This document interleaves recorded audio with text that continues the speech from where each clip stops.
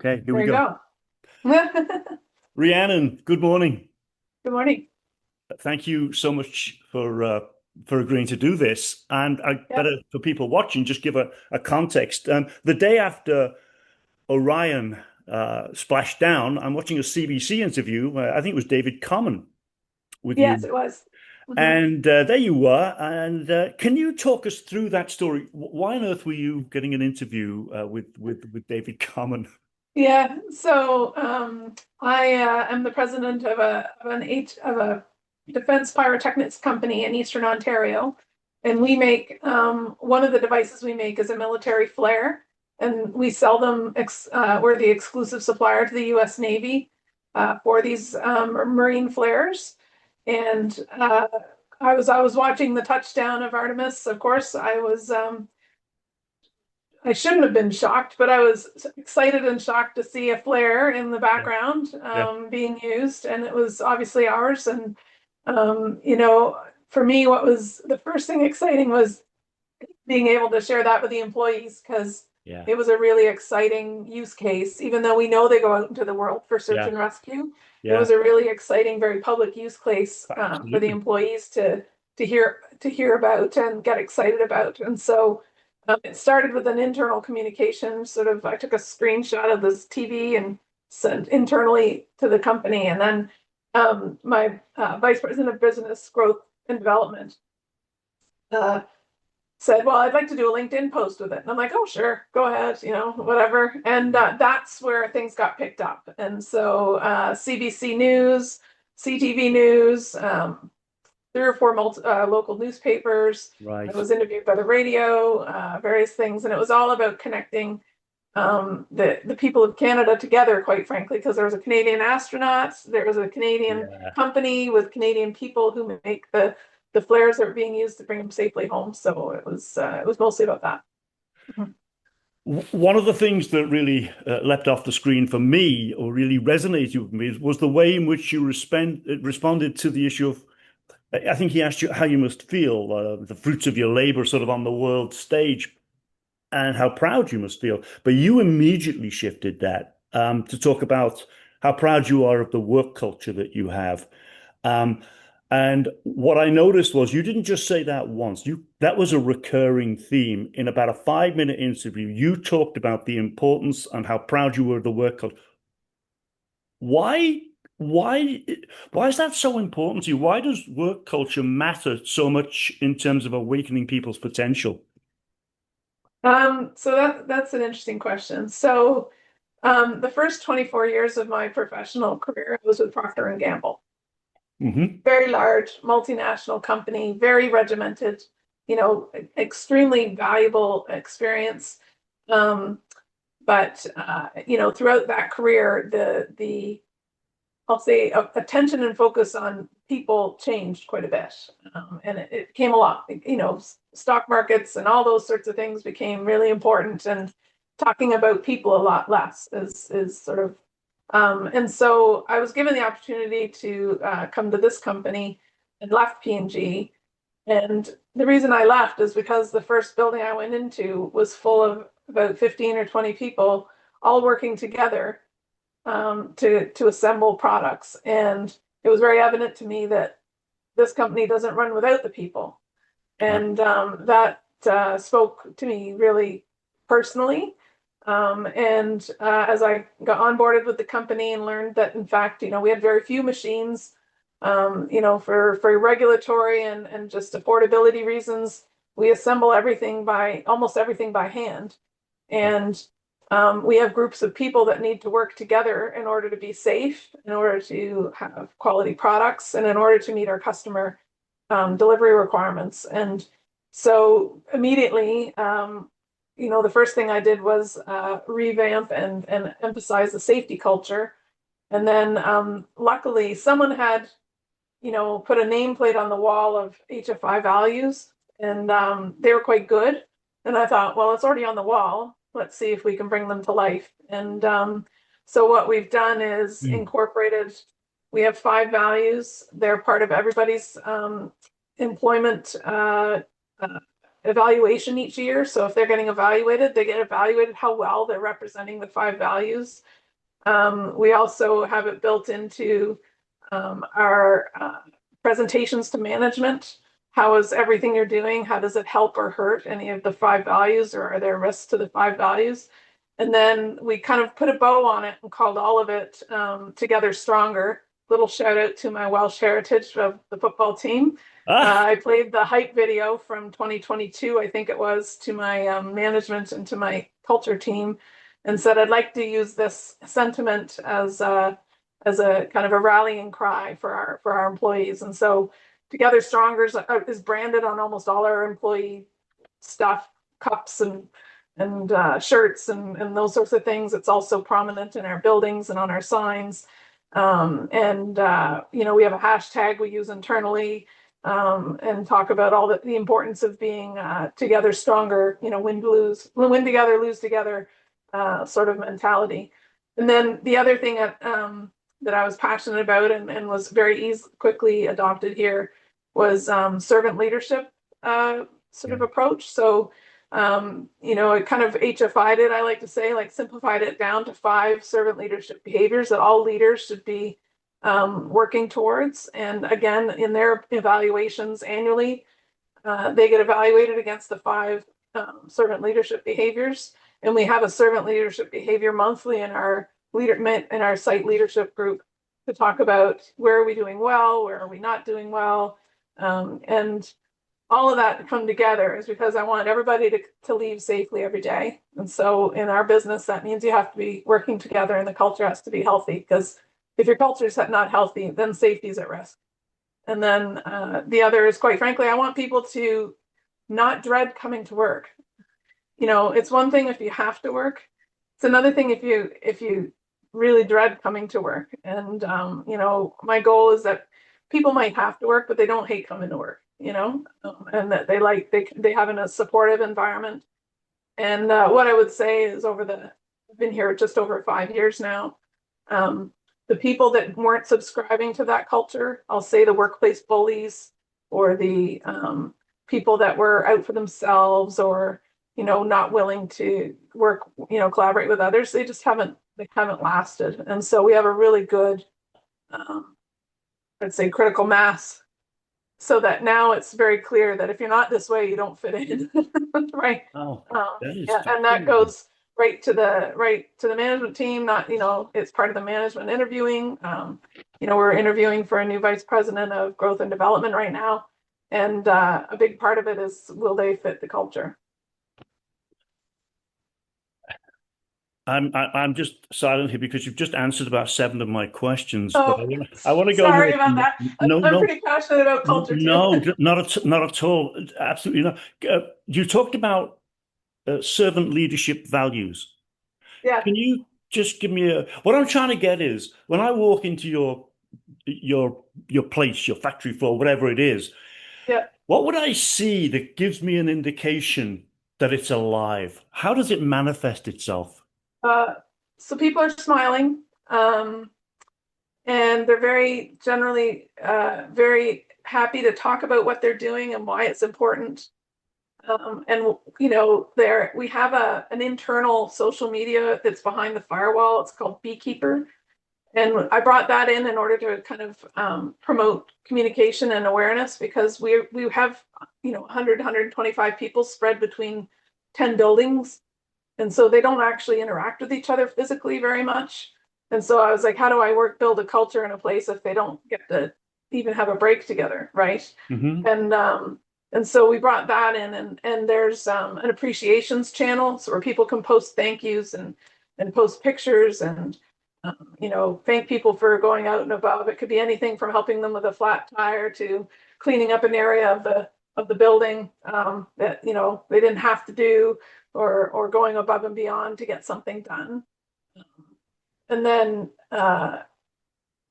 yeah, I think the biggest thing, quite frankly, is you'll see it on the people's faces.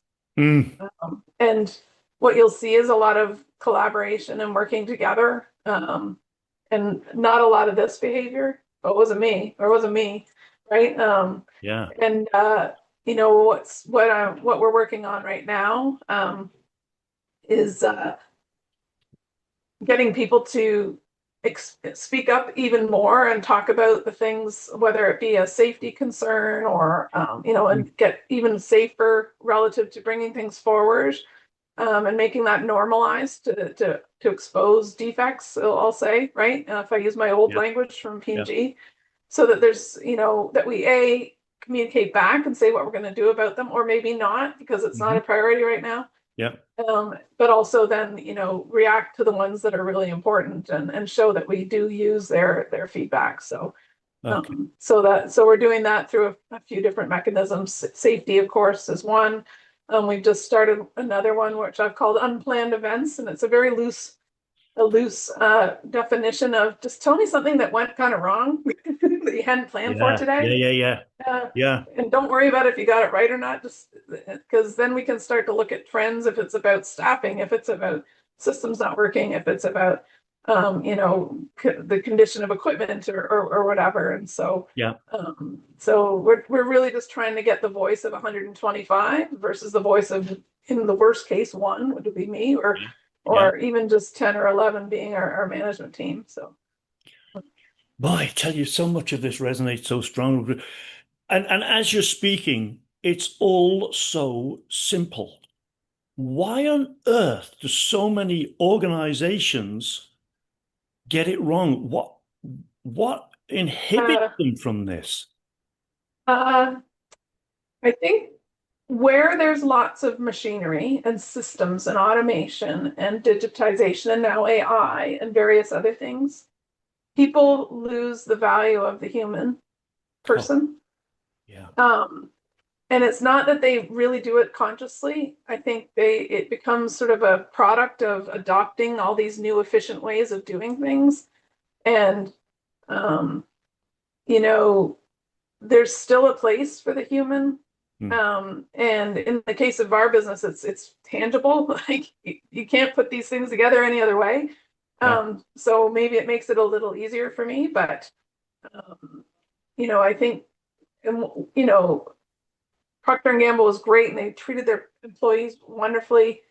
But if you looked at their systems and their processes and the things that were important and the things that they were measured against, less and less became about, is your culture healthy, Hmm. right? Or are your safety incidents, tracking down, or it became a number Yeah. versus a Got it. conversation, right? Absolutely. Yeah. And it's hard when you're in that environment to be the one that wants to talk about it when Oh, it's yeah. not on the agenda, I'll say. And so you need to make space for it and you need to have a critical mass of leaders that believe in it, which is why the servant leadership thing was so important to me, because I didn't want to have to fight a current the whole time. I wanted to have people that also felt that their job was to serve the people that were here, Yeah. not to be served by the people that were here. And Hmm. yeah, so again, I don't know if it's anything I'm doing special other than getting the right, making sure that the leaders, the people setting the tone, have the space in their day, have the space in their Yeah. work plan, have the space in their reviews, talk about the people and the values and how everything they're working on, does Yeah. it still align with what we're talking about? Well, talking about alignment, I mean, I've heard you say many times now that you take these values, and I want to talk a little bit about the values in a minute, but you take those and they're embedded in the culture. You use those in terms of hiring, you use them in terms of yearly or whatever it is. Yeah, employee evaluations, we use them in Yeah. terms of promotion and advancement of processes. We use them in our presentations, like, when if someone's presenting a department presentation to the management team, Hmm. they have to talk about the values. So let me push back here. Mhm. I'm from a conventional, traditional industry, say, and I say, look, oh, it's all very well and nice talking about the human aspect of this, but what matters actually is the bottom line. So if you invested more time in that rather than this value stuff, don't you think that you might increase your profit levels? So in my case, again, maybe it's a bit easier, but if I don't have people who want to come to work reliably and want to be here every day, there is no business. Yeah. I mean, and you just have to walk into one of my buildings to see that. There is no marine flare to bring the Artemis home if I didn't look after the people. Talk to me about the 5 values. Just give me a couple of them. I'd like to get an Yeah, insight. so the first one is I care for everyone at HFI. So these values are the values, they all start with I. Hmm. Our principles that are part of the company start with we. Okay, so so we have the values internally. So I care for everyone at HFI. I follow standards. I improve by finding and addressing defects. I take ownership and pride in the workplace, and I'm a steward of the environment. I've developed this what I call an ecosystem lens. I'm not going to take you through the first 2 sections, but the third one, when I walk into a learning culture, it could be a classroom, it could be a board of direct, it could be a plumbing company. It doesn't matter. I'm looking for 3 things that tell me it's alive. Number one, I want to see curiosity everywhere, right? To the point that, and I've done this thousands of times, you walk into a classroom and when you know it's right, they don't notice you walking in. They're Yeah, absorbed in what they're doing, yeah. right? The second, there needs to be enough trust through the learning environment. And you can see this where people feel comfortable to challenge assumptions. And in this age of complexity, the assumptions upon which the assumptions are based. And that leads to me, for me, the ultimate, you get a collision of ideas, right? Not necessarily negative. It can be sometimes, but through that collision, things happen that you never saw coming. How does that manifest? Do you see that happening? Oh yeah. So one of the other, I'll say, foundational skills or behaviors that we have here is problem solving. Yeah. And so we've come up with a relatively standard way to if something's going wrong, how can you learn from it? How can you make it better? How can you prevent it from happening again? Yeah. And that generally brings people across functions together, and with different ideas perhaps on how it could be Yeah. fixed. Yeah. So that's in the day to day, I would hmm say. We also have an innovation group now in our facility who are out trying things that not been done before, or they're out making a product that we have better. And in order to do so, they also need to engage with our operators because they got to make the prototype, right? Yeah. And so some of our operations get some exposure to that kind of, I'll call it skunk works or whatever. And again, we use our internal communication platform to expose everybody to the work so that they can be like, oh, that's kind of cool. We just did what? Like we just made, Yeah. some smoke out of something we never made a smoke out of before, or Hmm. design a new mechanism for something, and they get shared in videos or various things, and there's some people that get really interested in that, and then Yeah. there's it keeps them sort of, and then even just sharing the Artemis thing, there's some people who really got really they're really bolstered by the fact that it's like, wait a second, these things really do matter. Absolutely. These and That's a then great word. It matters, right? yeah, Yeah. yeah. And then I think what we're trying to do is get more and more people involved in, I'll call it decision making or direction setting or and that sort of thing, so that as you say, sometimes it can make for a little bit messy uh, getting there conversations, but you typically get more deep alignment because instead of it being a top down only, Yeah. we get Yeah. feedback from the folks that are doing the work that says this area is really difficult to work in because it's too crowded, Yeah. right? Yeah. Or something, right? And then they, maybe lots of conversations about how to fix that. Yeah. And maybe we only do one thing, but we start doing something. And that's kind of the new mantra is, let's just start doing something to make Mm. it better. Because there's so many things we could do, but you get paralyzed with it. And what do they call it? Analysis Yeah. paralysis, and everything Yeah. wants to get fit into a spreadsheet. And it's like, no. Absolutely. Yeah. What could make a difference tomorrow, and can we do it? Yeah. And let's try it, Yeah. right? Yeah. And Wow. then I think the last thing is just making it okay to try something and not work. Ah. How do you deal Uh, with it when it doesn't? so usually the first question is, did you follow all the right processes? Hmm. Did we have a process? If the answer is yes, then I'm like, so what'd you learn? Yeah, there you go. Like, Yeah. right? Um, when it's one of those situations where it's a weird thing or whatever, I often just try and say my typical line is, we haven't earned the right not to have these problems yet. So let's just Ah, figure out what we can do next. yeah. Right? We're not that good yet, Yeah, So, yeah, yeah, yeah. don't feel bad. This is, another reason I was a minute or two late was we had a situation yesterday um, that could have gone quite badly in one way. It didn't, but I'm kind of making a bit of an example of, let's pause for a minute. Just because Mm, nothing happened doesn't mean we shouldn't stop and look at what mm, what went on. yeah, And because there's some systems that were insufficient right from the get-go that could have made this a lot safer or a lot more. yeah. And so just trying to make it okay that, you know, you don't get in trouble, you don't get written up. It's not a punitive conversation to start, Ah, and trying to keep people from going there, like first, because that's typically uh, often the response. And so we actually had when I first got here, we had I think it was called a discipline flow chart. And I hmm, realized that it wasn't aligned with our servant leadership right. behaviors. And so we've now renamed it situational investigation matrix or flow chart. And so the first two steps of the flow chart are, do you understand what actually went on first? And do you know where the problems were before you jump to it was a performance issue?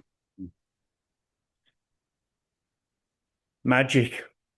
One of the things I think about a lot and have tried to do throughout my within my sphere of influences is flattening hierarchies. I think that hierarchies are contributing so much to taking the humanness out of systems.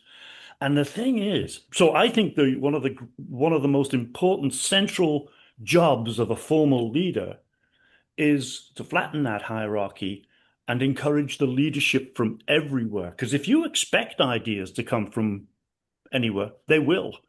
Have you seen Hmm. that in operation? Starting to, Hmm. it's hard to get people to trust Yes. um, a construct that's been around forever, right? So I never call myself the president. I'm Rhiannon. I'm here. My door's open. People can come talk to me.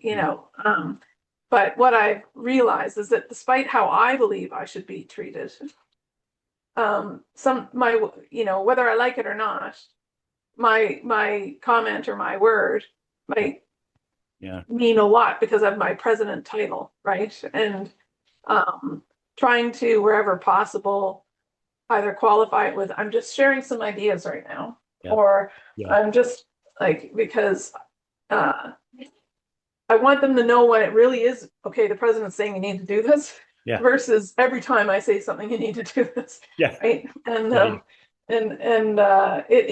it's definitely better. I would say, it's very dependent on trust. Yeah. Yeah. And so depending on, the trust level I have with various leaders and people here, and I'm lucky, my organization's about 125 people. I would say any given day, I probably know at least 118, 120 names, of who's here. But that's more challenging in larger organizations for sure. Um, but again, I think it's just making sure that the right people are in the room to help make the decision, and Mm, that in the room there's no hierarchy. Even if in the company there's a hierarchy, brilliant. in the exercise of figuring out what to do, or Mhm. in the exercise of whatever, there's no hierarchy. And the most recent example of where I'm testing that a bit is we're working on our 5-year strategic planning. Mhm.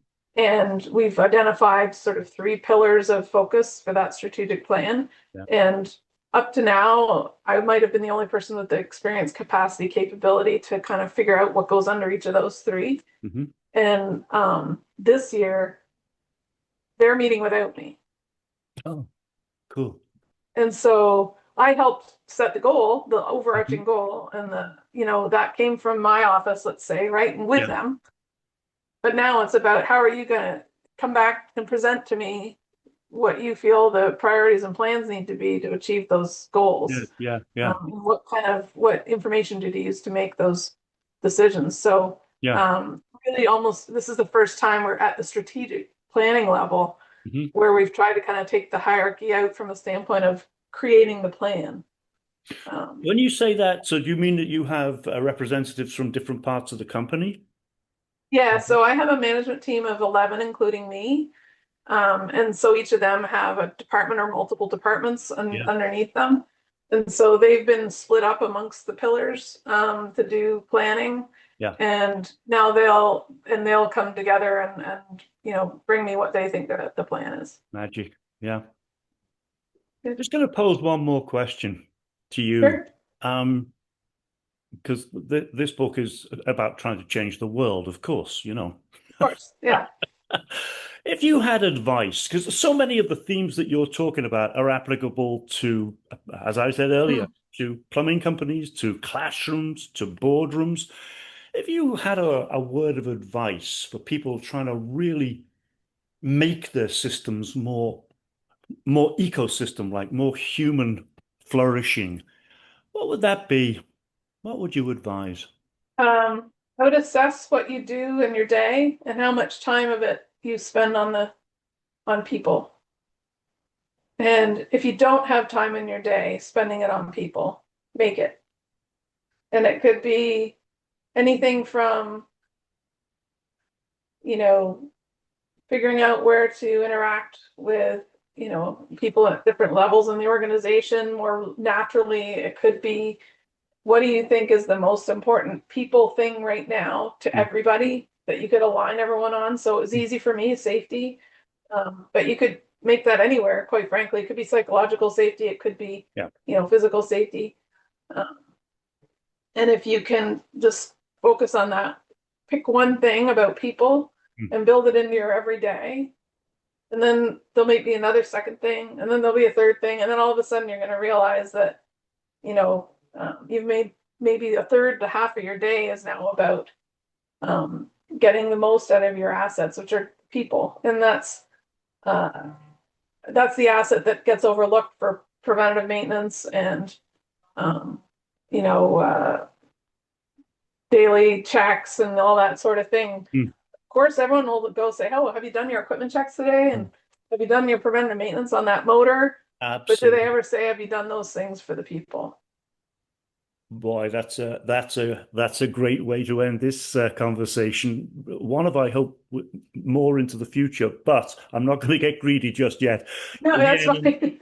thank you so much. I so appreciate this, and all of the Yeah, best. no problem.